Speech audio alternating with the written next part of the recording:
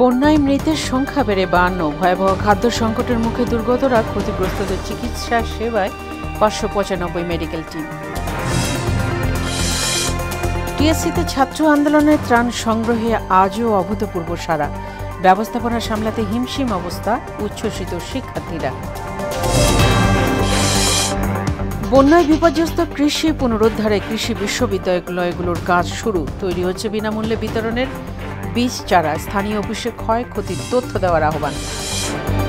এবং দলীয় সিন্ডিকেট না থাকায় আপাতত স্থিতিশীল রাজধানীর বাজার। বন্যার অজুহাতে দাম বাড়ানো রোধে কার্যকর পদক্ষেপের তাগিদ।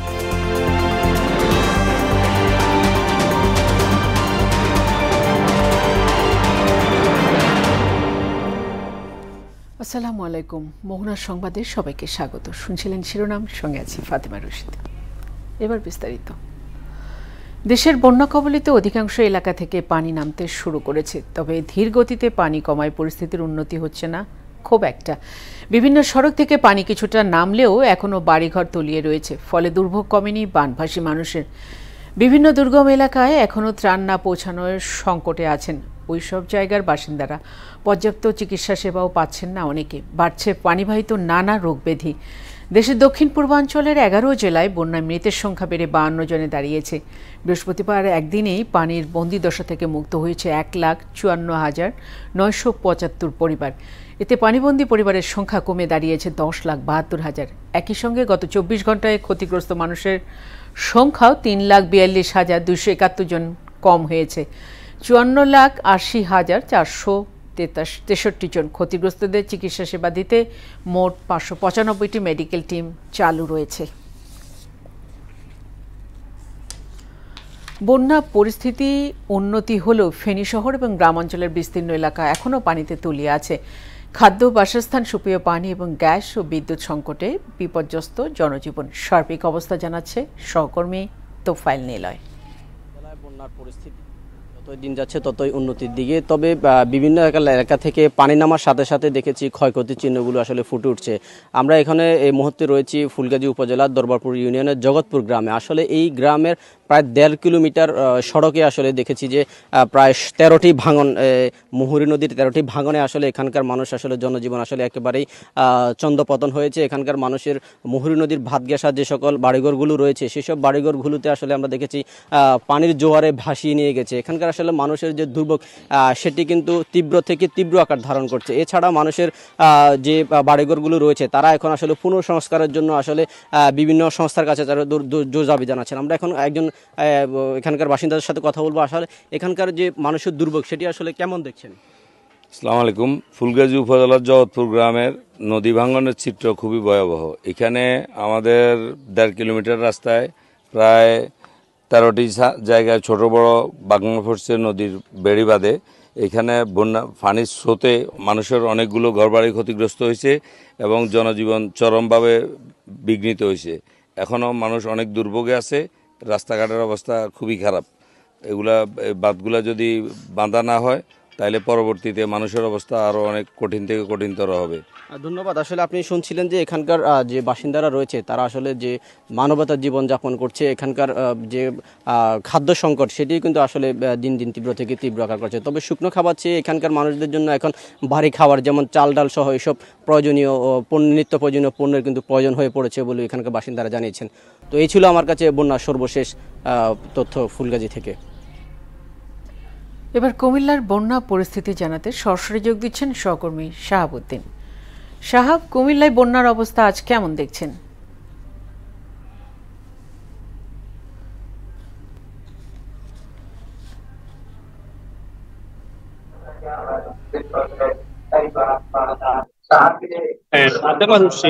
ধন্যবাদ আপনাকে। আপনি জানাচ্ছিলেন আসলে কুমিল্লার মানুষ কিন্তু ভালো নেই, ভালো থাকার কথা বলে আপনি জানেন নিশ্চয়ই। 17টি উপজেলার মধ্যে এরই মধ্যে কিন্তু 14টি উপজেলায় বন্যায় প্লাবিত হয়ে ব্যাপক ক্ষয়ক্ষতি হয়েছে। মানুষের কুমিল্লার মানুষের স্বপ্নে গড়ে তোলা বাড়ি, হাঁসের খামার খামার থেকে শুরু করে কৃষি জমি কিছুই কিন্তু তাদের অবশিষ্ট নেই, সবকিছু কিন্তু পানির নিচে নিমজ্জিত হয়ে গেছিল। আমি যদি আপনাকে বর্তমান অবস্থাটা একটু জানাই তাহলে বলতে হয় গোমতী নদীর পানি কিন্তু এরই মধ্যে কমতে শুরু করেছে, কিন্তু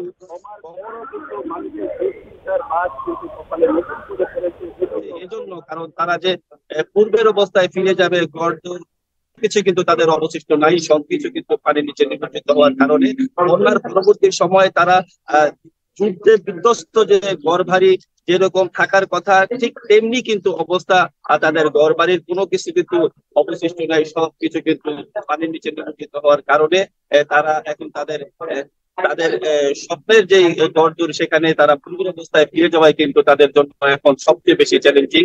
তো তারা চেয়েছে সরকারি এবং বেসরকারি ভাবে যারা বিগত দিন পাশে ছিল তারা যেন বন্যার পরবর্তী সময়টাও যেন তাদেরকে পাশে পাওয়া যায়। তো এই ছিল কুমিল্লার বন্যার সর্বশেষ পরিস্থিতি নিয়ে আমার কাছে সর্বশেষ। ফাতেমা শাহাব, আপনাকে ধন্যবাদ। এদিকে আজও বৈষম্য বিরোধী ছাত্র আন্দোলনের ত্রাণ সংগ্রহে অভূতপূর্ব সাড়া মিলেছে।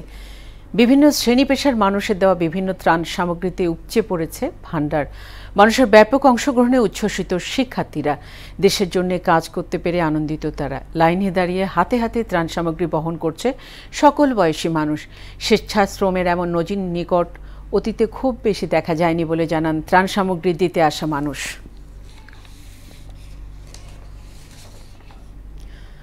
ভয়াবহ বন্যায় বিপর্যস্ত কৃষির পুনরুদ্ধারের কাজ শুরু করেছে কৃষি বিশ্ববিদ্যালয়গুলো। কৃষি সম্প্রসারণ অধিদপ্তরের মাধ্যমে কৃষককে বিনামূল্যে বীজ চারার পাশাপাশি বিভিন্ন উপকরণের খরচও দেওয়া হবে। সে কারণে পানি নেমে যাওয়ার পর উপজেলা কৃষি অফিসে ক্ষয়ক্ষতির তথ্য দিতে কৃষকদের পরামর্শ দিয়েছেন গবেষকরা। এছাড়া কৃষক পর্যায়ে কৃষি প্রণোদনা নিশ্চিতে সরকারি তদারকির আহ্বানও জানান তারা। শিহাবুদ্দিনের ক্যামেরায় উষা ফেরদৌসের রিপোর্ট। স্মরণকালের ভয়াবহ বন্যায় বিপর্যস্ত কৃষি, ডুবেছে ফল ফসল সবজির মাঠ। বন্যায় চট্টগ্রামে 58,491 হেক্টর, কক্সবাজারে 13,162, নোয়াখালীতে 43,601, ফেনীতে 38,074 ও লক্ষ্মীপুরে 41,417 হেক্টর জমির ফসল নষ্ট হয়েছে। এর মধ্যে আমনের বীজতলা ছিল 14,441 হেক্টর, আবাদকৃত আমন ছিল 1,30,544, বোনা আমন ছিল 3,240 হেক্টর জমিতে। এছাড়া 25,891 হেক্টর জমিতে আউশের আবাদ এবং অবশিষ্ট জমিতে বিভিন্ন সবজির চাষ করা হয়েছিল। বন্যা কবলিত এলাকাগুলোতে এভাবেই বিপর্যস্ত হয় কৃষি ও কৃষক। ধান, গম, তারপরে পাট, এইসব জিনিস নষ্ট হয়েছে। এখনকার সিজনে সবজি সব বেশি গেছে, ওই সাইডে সম্পূর্ণ সবজি চাষ করে। বন্যা পরবর্তী সময়ে কৃষকদের বীজ ও চারা বিনামূল্যে সহায়তা দিতে কাজ শুরু করেছে দেশের কৃষি বিশ্ববিদ্যালয়গুলো। তারা বিভিন্ন প্রকার ধানের চারা ও শীতকালীন বিভিন্ন সবজির চারা উৎপাদন করে কৃষি সম্প্রসারণ অধিদপ্তরের মাধ্যমে কৃষকের কাছে পৌঁছে দেবে। তাদের কাছে এখন কিন্তু বীজ নাই, সার নাই, অর্থনৈতিক অবস্থাও খারাপ।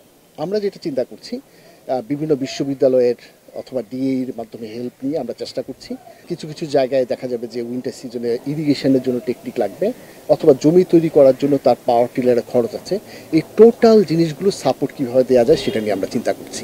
আর কৃষিতে প্রণোদনা দিয়ে মাঠ পর্যায়ে তদারকি না করলে কৃষক সুফল থেকে বঞ্চিত হবে বলেও মনে করছেন কৃষি গবেষকরা। ডিপার্টমেন্ট অফ এগ্রিকালচার এক্সটেনশনের নেটওয়ার্ক কিন্তু একদম ঢাকা থেকে বড় অফিস থেকে এক রুট লেভেল পর্যন্ত আছে।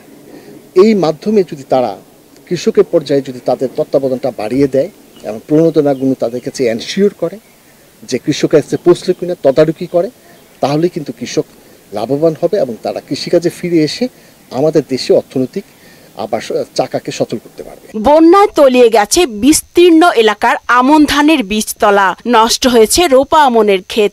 এ ধাক্কা সামলাতে পানি নেমে যাওয়ার সঙ্গে সঙ্গেই আবারও আমন ধানের চারা রোপণের পরামর্শ দেন কৃষি গবেষকরা। লেট হলেও আমন ধান লাগাতে পারবে। উষা ফেরদৌস, মোহনা সংবাদ, ঢাকা। আওয়ামী লীগ সরকারের পতনের পর দলীয় সিন্ডিকেটের অনুপস্থিতিতে বাজার আপাতত স্থিতিশীল আছে বলে জানিয়েছেন দোকানিরা। তবে বন্যা পরিস্থিতির সুযোগে যেন নিত্যপণ্যের দাম লাগামহীন না হয়ে পড়ে সেদিকে বিশেষ নজর দেওয়ার আহ্বান জানিয়েছেন সাধারণ মানুষ। এজন্য কার্যকরী এবং স্থায়ী মনিটরিংয়ের ব্যবস্থা গড়ে তোলার পরামর্শ তাদের। এমআর আসাদের রিপোর্ট।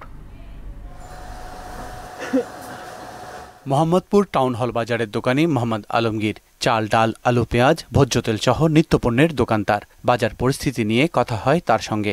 আগে যেমন একটা বাড়তো, যেমন একজন একটা আটকের একটা সিন্ডিকেট করতো, যেমন দেখলো বড় একটা নেতার পিছিয়ে একটা অনেকে সিন্ডিকেট থাকতো যে ভাই আমার এত টাকা দিবি, দিলে মানে এই টাকা রেট বাড়াবি, কিন্তু না, এখন ওরকম কিছু নাই। এখন একটা দল পিছিয়ে একটা লোক থাকতো, এখন কেউ কোনো লোক নাই, এখন কেউ বাড়ালেও একটা চিন্তা ভাবনা করে বাড়াবে। দেশের বন্যা পরিস্থিতি বাজারে প্রভাব ফেলতে পারে, এজন্য সংশ্লিষ্ট প্রশাসনকে নজরদারি বাড়ানোর পরামর্শও তার। বন্যার কারণে একটু প্রভাব পড়তে পারে, তারপর যদি সংশ্লিষ্ট মহল যদি একটা উদ্যোগ নেয় যে না আমরা বাড়াবো না, আমরা সুন্দরভাবে একটা যেই পরিস্থিতি একটা কঠোর পদক্ষেপ নেয়, তাইলে আমার মনে হয় যে বাড়বে না। এদিকে চিনির বাজার নিয়ে ক্ষোভ জানিয়েছেন ক্রেতারা। কালোবাজারের প্রভাবকেই এজন্য দায়ী করছেন তারা। চিনি ও খাদ্য কর্পোরেশনের যে চিনিটা বাজারে আমরা দেখতে পাচ্ছি সেটা এক এক জায়গায় একরকম দাম। আমি ওদের ওয়েবসাইটে দেখলাম 112 টাকা কেজি এবং বাজারে বিক্রি হচ্ছে 170 টাকা। 170 টাকা বিক্রি হচ্ছে চিনির খাদ্য কর্পোরেশনের সিল দেওয়া। এটা একটা সিন্ডিকেট। এই চিনিটা বাজার থেকে বাইরে তারা কিনে ওই প্যাকেটটা তারা কালোবাজারের মাধ্যমে ভোক্তাদের কাছে টাকা হাতিয়ে নিচ্ছে। ফেসবুক, ইউটিউব, খবরে যেসব টেলিভিশনে খবরে যেসব জিনিসপত্রের দাম কম শুনি সেটা বাজারে বাস্তব না। আপনার 1 কেজি পেঁয়াজ কিনলাম 130 টাকা, ছোটো একটা রুই মাছ কিনলাম 500 টাকা কেজি, তারপরে কিছু তরকারি কিনলাম, তরকারি 60, 70, 80 টাকা নিচে কোনো তরকারি নেই। বন্যা দুর্গত এলাকায় ত্রাণের চালের চাহিদা বেড়েছে, সঙ্গে বেড়েছে দামও। এই দুইটা চাল দাম বাড়ছে, একটু চাপ দিছে ত্রাণের চাল, এই জন্য মনে হয় আমার মনে হচ্ছে অন্য চাল সব এক দামে আছে। 1 কেজির বেশি ওজনের ইলিশ মাছ বিক্রি হচ্ছে 1600 টাকায়। সরবরাহ কম থাকায় অন্য মাছের দামও কিছুটা বেশি। অন্য মাছের দাম একটু বাড়তি, মাছ বুঝে যে সাগরে আবার পানির চাপ কম পড়বো, এই আবার যাইবো, যা মাছ একটু বেশি দাম কমে যাবে। 2 কেজি হলে 360, 3 কেজি 420, 4 কেজি হলে 460 রুই মাছ। আর কাতলা মাছ, বড় কাতলা আছে 500, 450, 5 কেজি 5.5 কেজি। তবে গরু, খাসি, মুরগির মাংসের বাজার রয়েছে আগের মতোই। এমআর আসাদ, মোহনা সংবাদ, ঢাকা। এদিকে বন্দরনগরী চট্টগ্রামেও অনেকটা স্থিতিশীল নিত্যপণ্যের বাজার। কমতে শুরু করেছে সবজি, তরকারির দাম, স্থিতিশীল মাছ, মাংসের দামও। এ নিয়ে আরও জানাতে চট্টগ্রামের কাজির দেউড়ি থেকে সরাসরি যুক্ত হচ্ছেন সহকর্মী সুমন কুমার দে। সুমন, কেমন দেখছেন বন্দরনগরীর কাঁচা বাজার পরিস্থিতি?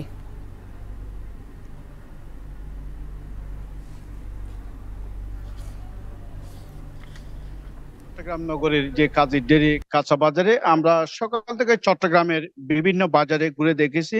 আপনি জানেন টানা বৃষ্টি এবং পাহাড়ি ঢলের যে বন্যার কারণে চট্টগ্রামের যে পরিবহন সংকটের কারণে এই সবজির দাম এই ঊর্ধ্বমুখী এবং কোনো কোনো পণ্য আমরা দেখছি দ্বিগুণ হারে বিক্রি করা হয়েছিল। আমি আপনাকে যদি একটু বলি, গত সপ্তাহে আমরা দেখেছি টমেটো বিক্রি করা হয়েছিল 400 টাকা করে, এই আজকের বাজারে কিন্তু 160 টাকা, অর্থাৎ দাম কমেছে। এই বেগুন, গোল বেগুন 120 টাকা করে গত সপ্তাহে বিক্রি করা হয়েছিল, এই সপ্তাহে বিক্রি করা হচ্ছে এই 120 টাকা করে।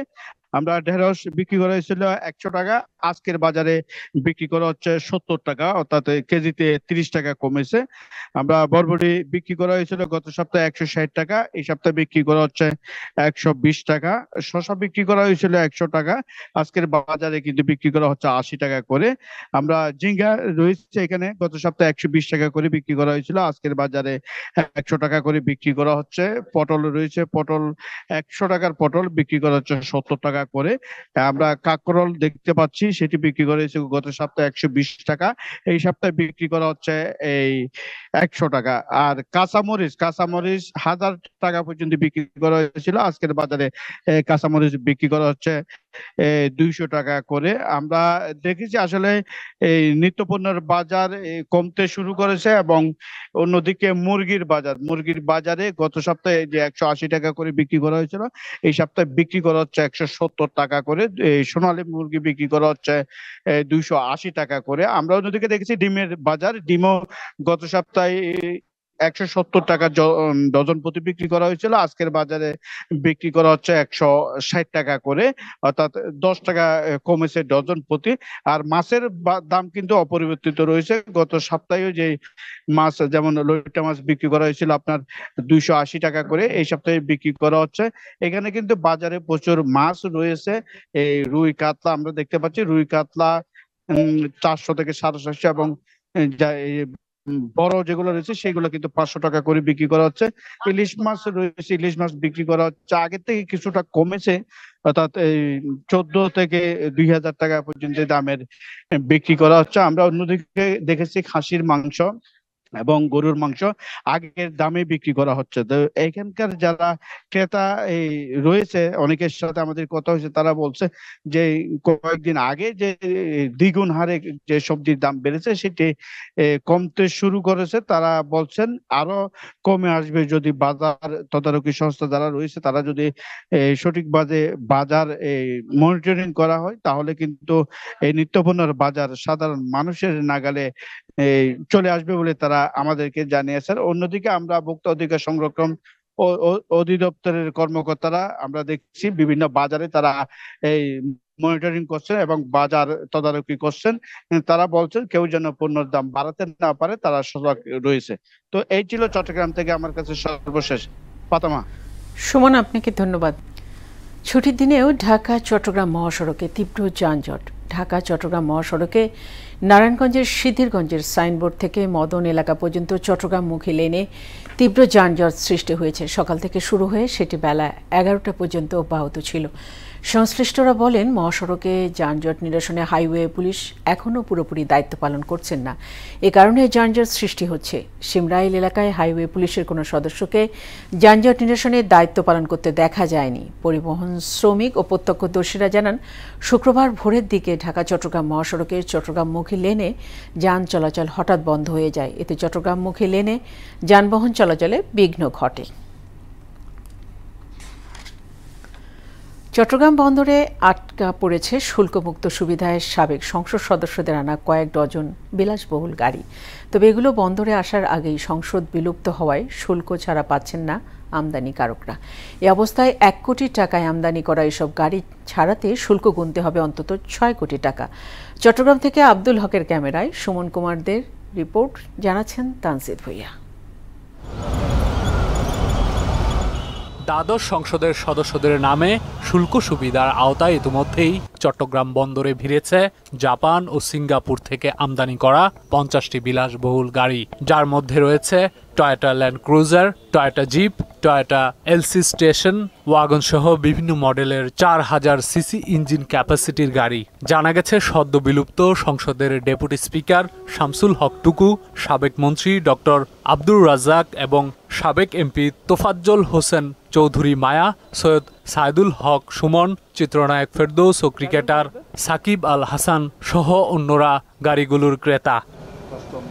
তবে গত 5 আগস্ট শেখ হাসিনা সরকারের পতনের পর সংসদ ভেঙে দেয়ায় বাতিল হয়ে যায় গাড়িগুলোর শুল্কমুক্ত সুবিধা। কাস্টমস কর্মকর্তারা বলছেন, শুল্কমুক্ত সুবিধার আওতায় এসব গাড়ি আনা হলেও সংসদ বিলুপ্ত হওয়ায় সেই সুবিধা আর পাওয়া যাবে কিনা জাতীয় রাজস্ব বোর্ডের নির্দেশনা পেলে তা জানা যাবে। শুল্কমুক্ত সুবিধা পাবে কিনা সে বিষয়ে সদয় সিদ্ধান্তের জন্য আমরা জাতীয় রাজস্ব বোর্ড একটি পত্র প্রেরণ করেছি এই মাসের 21 তারিখে।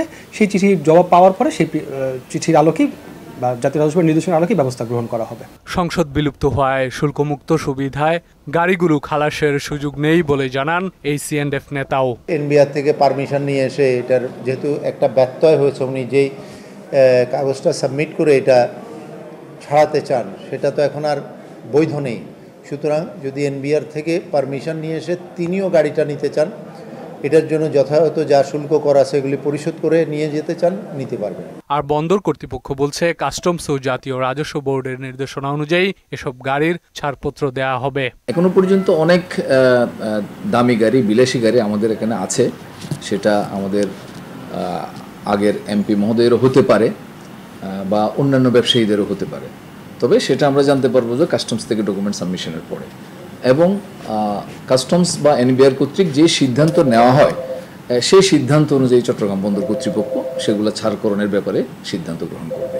সংসদ সদস্যদের গাড়ি কেনায় শুল্ক মওকুফ সুবিধা দিয়ে গত 15 বছরে 5,147 কোটি টাকার রাজস্ব হারিয়েছে সরকার।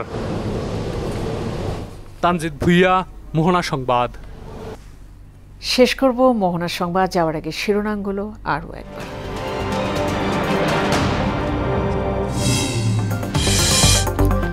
বন্যায় মৃতের সংখ্যা বেড়ে 52, ভয়াবহ খাদ্য সংকটের মুখে দুর্গতরা, ক্ষতিগ্রস্তদের চিকিৎসা সেবায় 595 মেডিকেল টিম। টিএসসিতে ছাত্র আন্দোলনের ত্রাণ সংগ্রহে আজও অভূতপূর্ব সাড়া, ব্যবস্থাপনা সামলাতে হিমশিম অবস্থা, উচ্ছ্বসিত শিক্ষার্থীরা।